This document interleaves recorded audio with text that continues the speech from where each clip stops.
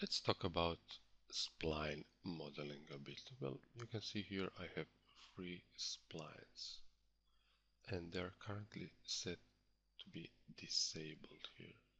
So for example, if I select the first one, and you will see here under basic tab, if I check this enabled checkbox, then the spline will reappear.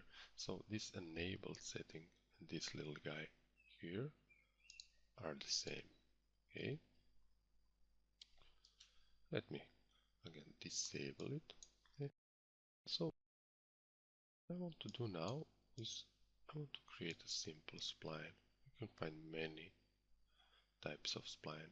Aside to those 6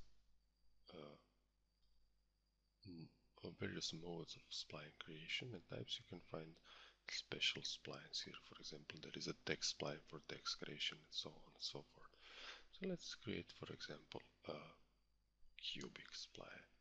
We'll simply reload it a bit and we'll simply click and add points. What is important? This spline, this connection between those 2 points is interpolated, and it's interpolated via this settings and type. So currently this spline is set to be a cubic type of spline. Okay, if I set it to linear, I'll get a linear interpolation between those types. Okay, we just delete these lines and re-enable this. You can hold down your left mouse button and simply drag, and little brush will appear. You can change multiple settings on multiple objects with a single stroke. Okay, maybe I will just middle click my mouse and I will get the default for view, and probably this front orthogonal view will be just fine. Just zoom a bit. Here we have 3 completely identical splines. I just copied this one and spaced them apart a little bit. So you can see this first one is set to linear and this setting is set to adaptive, and if you check the other 2 you will see it's completely the same. So I will show you how this type of, which is really the type of the spline, the type of the interpolation, how it matters, how it will change the spline regardless of the point count. Okay, so this first type, linear, says there will be no interpolation between points. I will draw a straight line. So let's compare with, for example, some other node. We can set this to be well, it can be a cubic spline. Okay, and now you can see, although this is the same spline, that line extending from these 2 points, that curve, is interpolated in this manner. Okay, if we select, for example, our third spline, we can, let's say, select I don't know, a B spline, and now you can see there is completely different mode.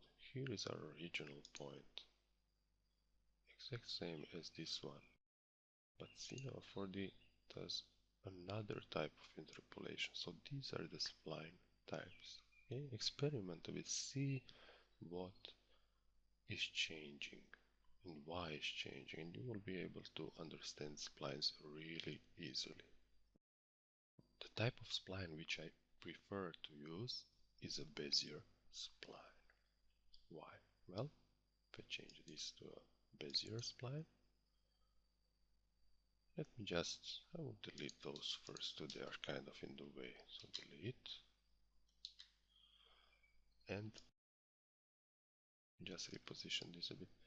You can see now 4D calculates a smooth interpolation between those points, and it also offers this new sort of a gizmo thing in the viewport. It's those gizmos are called tangents, and what tangents do? Well, tangents basically control the interpolation of the curve that it's coming out from the point. So if I drag this handle a bit, you'll see a change. Okay. For example, we can change the interpolation of this middle point on the spline. So if I extend them, you will see the interpolation changing. Or if I scale them down, I'm just holding my mouse button and moving. It's really easy. If I scale it all the way down, I can create almost an sharp edge. Okay? Regardless of the smooth interpolation that Bezier spline produces. So let me undo that. You can also change these handles one by one. You can do that by holding down the shift key, and you will change the interpolation just on one side. Okay? And this can be really powerful. You can create really complex shapes with Bezier splines and have a smallest amount of points and information to work on with Bezier splines. Okay? Also, what is important is intermediate point settings. If you want to be able to control the number of points, this number of intermediate points that are made internally, and that will be really important while you start to generate objects from this spline.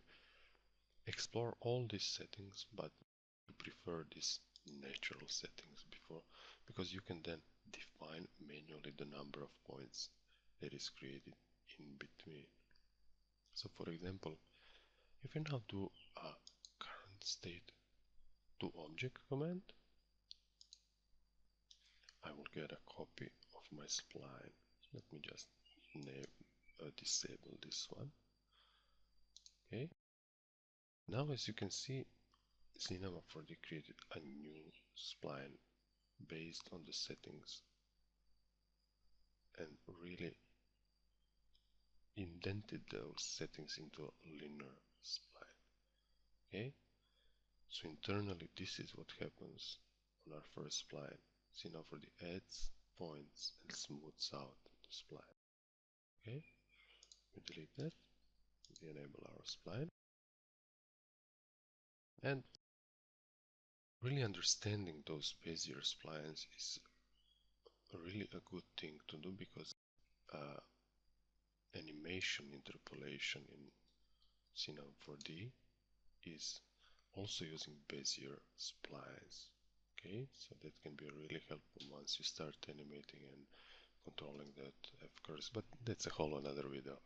So let's just stick to the splines. So basically create splines from your spline menu.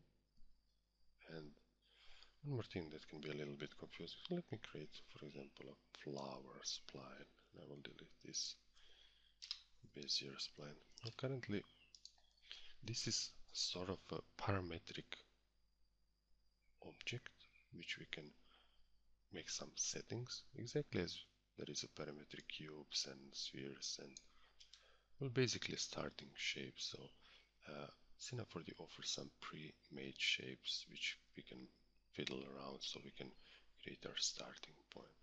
Well, once you are, for example,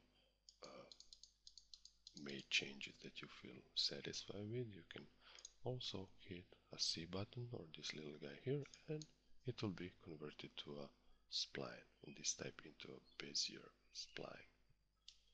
What is also important on Bezier splines is the type of interpolation. Not this type of spline, rather the interpolation of the point itself. So if you select all points, you can see now there is a certain type of neatness and interpolation is rather soft. But what if you right click and select this hard interpolation? Then you'll see an instant change. Okay? Or vice versa, you can right click and go soft interpolation. So it will soft and even out those interpolations to create a smooth spline. Okay? And here under structure menu, here under edit spline. Let's say we can also undock this. We have now a floating window on which we can, as we saw previously, we can, let's say, dock here, which is a rather nice place. And now we have some basic spline modeling tools. Okay, so the next thing that I will show is how to really generate objects from your splines.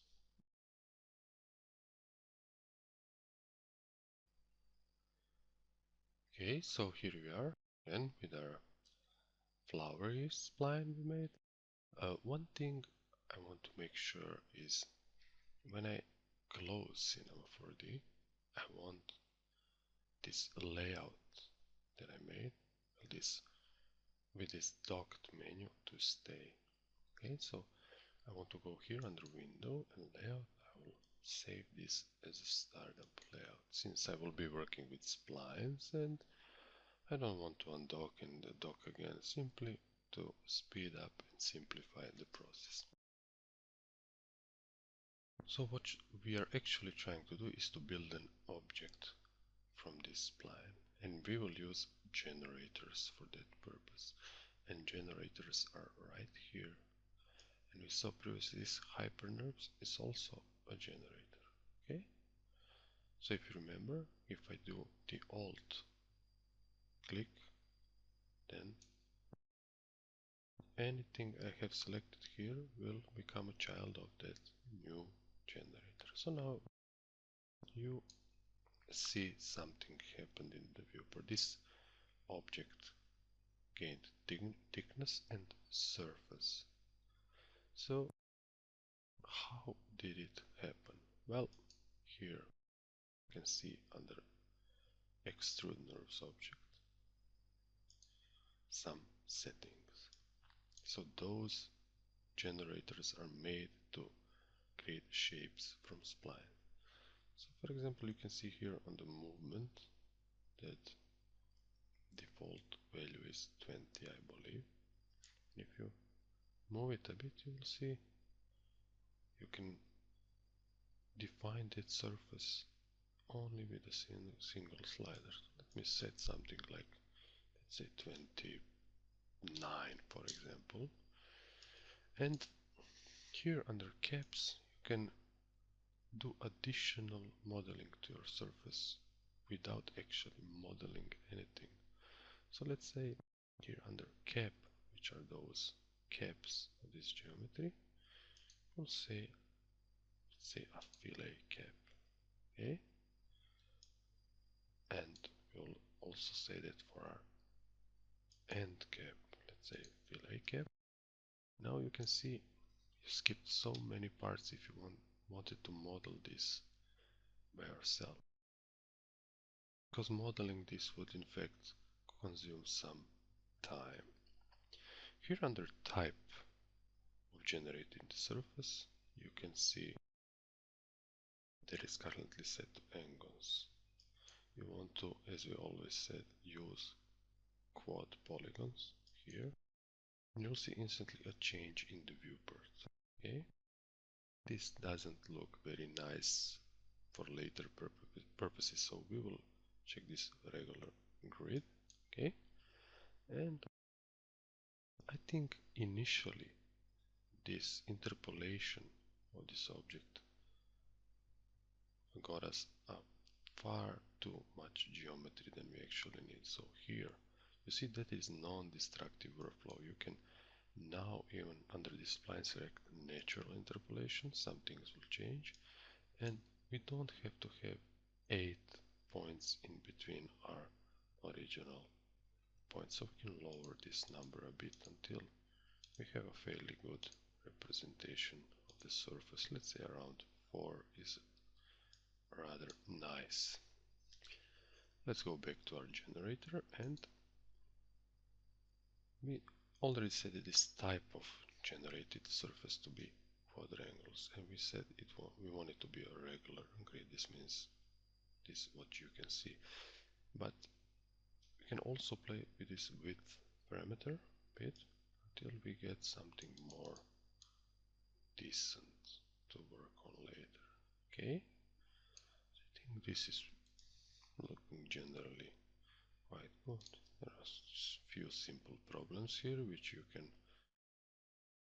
solve if you watched the previous video about solving modeling problems. And now you have modeled, imagine building this surface from zero, from box modeling, from polygon modeling, which is nice. You can always fiddle around with these settings. You can also add points to your spline. For example, you can turn this generator on and off, also by pressing the Q key, same as Hyperner's Q, so on and off. You'll maybe want to change this point for some reason. Currently my axis is hidden, so I'll press the Alt D, and you can move that point any way you like. And once you press the Q again, see now Freddy will calculate that generated surface. You see that? That's dynamic. So let me undo that. I just like to hide this generator because it's much easier to select those splines. Once when you are happy, although you can leave your object like this and actually add materials and shade this surface any way you want. You'll probably want to convert this to a polygon object. So if I now press the C, I will convert it to a regular polygon object. And now you can utilize all those tools we saw in previous videos. Okay? You can connect all this to a single object. So let's say Control A and objects, connect plus delete. And you see there are some tags here. So Synapse always helps you. It tries to go a step ahead of you because you maybe want to select this front side, or maybe this small bevel line, or this back side. Okay, it's a really smart application. Okay, so now you can utilize all those tools we saw earlier, those bevel tools, and we can, for example, go to our modeling layout and simply manipulate those areas any way we want.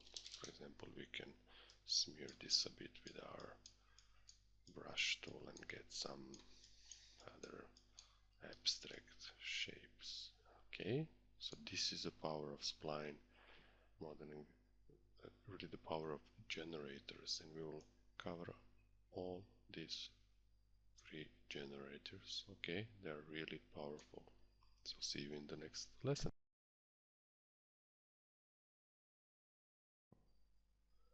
Let's see our next generator inside Cinema 4D.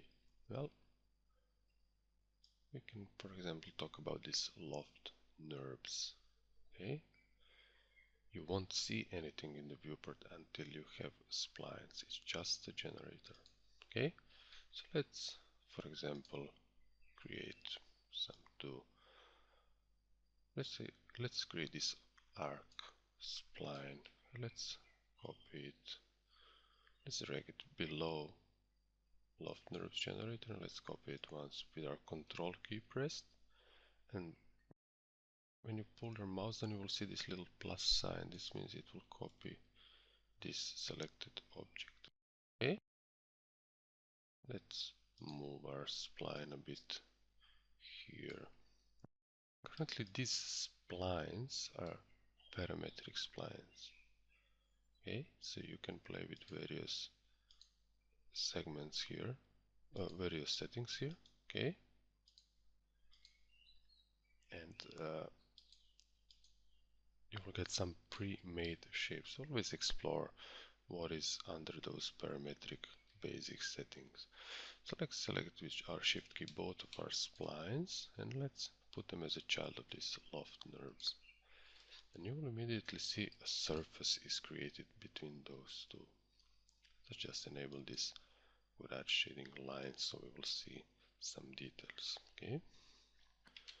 Now with these parametric splines you can also fiddle around with the settings a bit, and you will see you can do some interesting effects. Okay.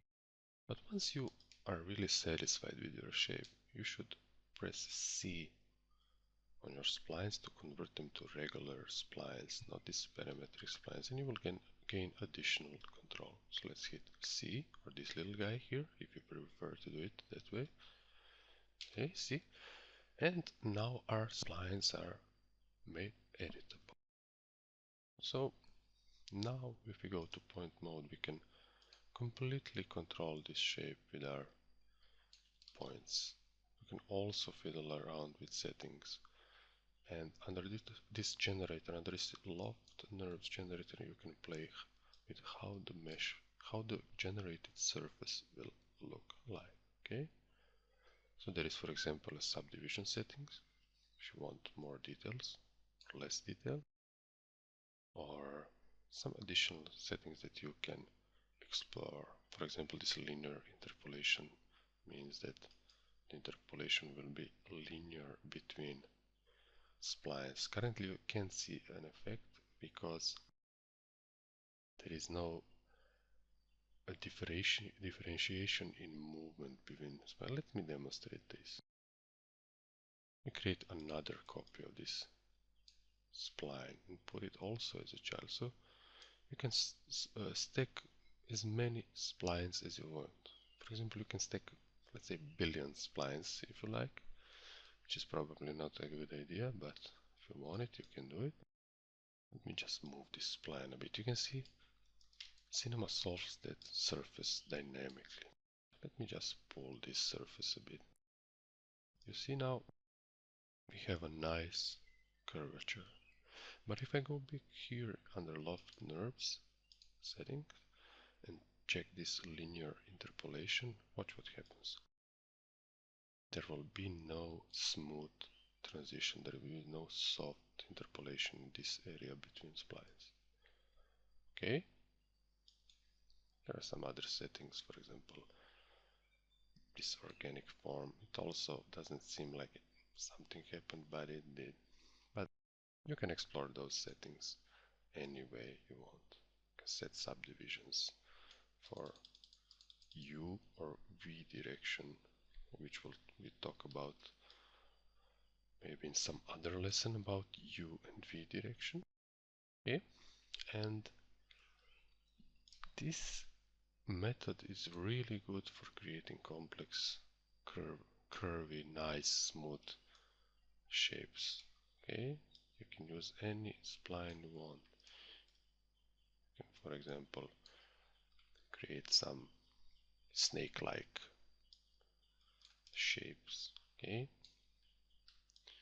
so you get the picture. This could be really powerful. Also, you can use shaders and materials on these generators. Okay, but if you want to convert this to polygons, you will also press C and make this object editable. And now you can again utilize all these tools you like. For example, you see now for the calculated normals want to be on this side. Okay, probably the most logical thing would be for them to be on this side. Okay, so let us do Control A and just simply functions reverse normals. Okay, always beware of that. Okay, so let's see our next example.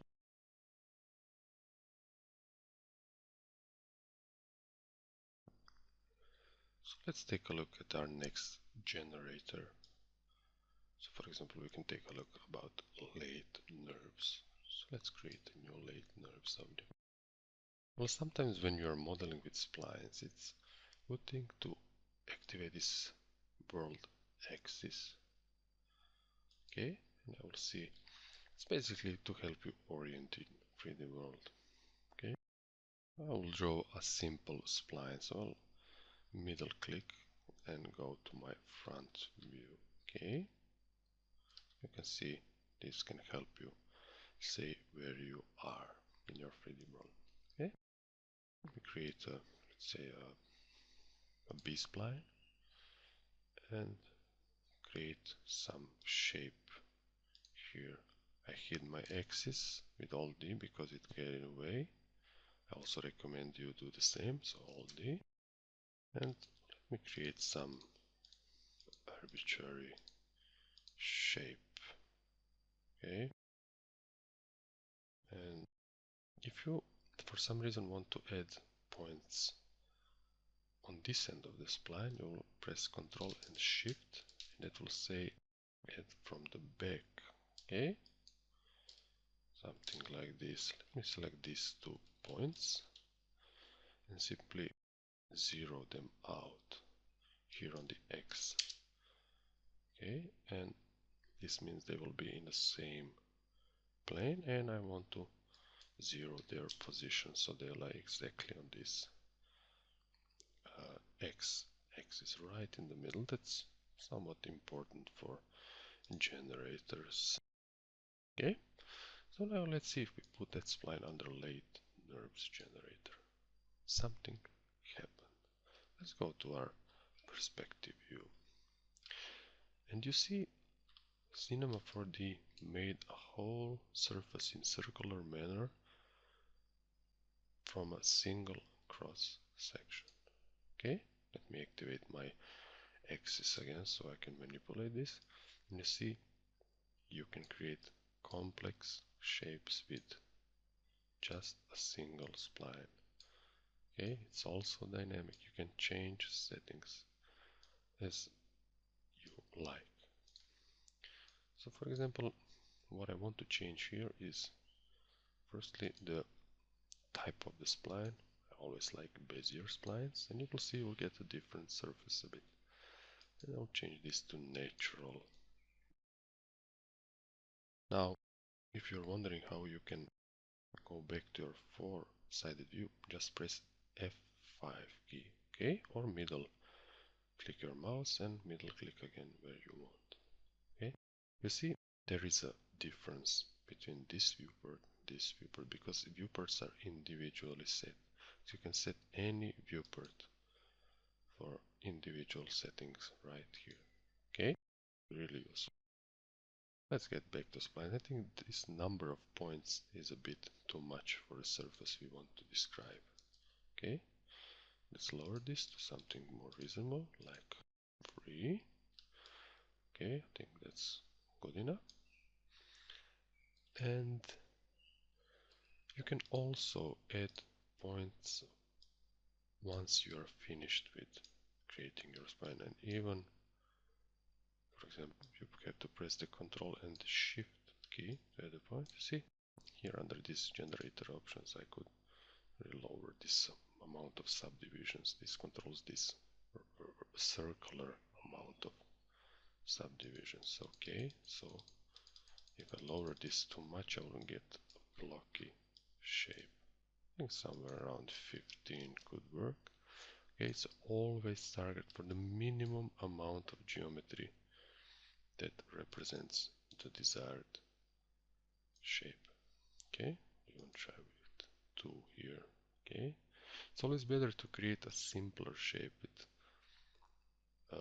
less geometry and then actually put it under Hypernerves generator to get a really nice smooth surface.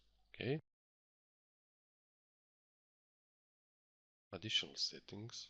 For example, you don't have to create the object all the way around. You can say here not 360 degrees. You can go lower than that and simply have an open surface. Okay. You can even animate all these effects. Okay, so this is the late nerve generator. Again, you can convert it with your C and you will get regular geometry. Okay, so let's take a look at our next example.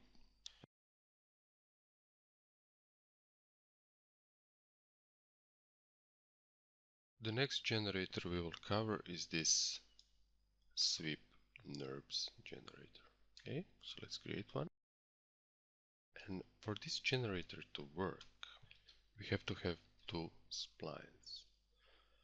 So let me go to this front view and create a simple, say a cubic spline.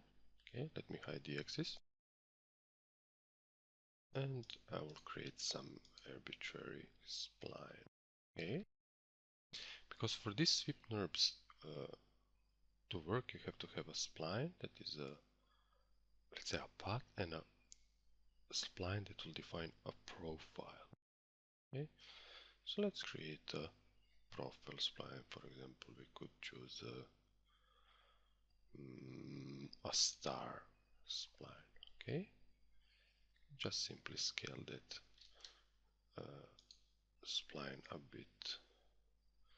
So let's now select both of these objects and put them under sweep NURBS. Beware always to put the profile as a first child. Okay, so now as you can see, we got a really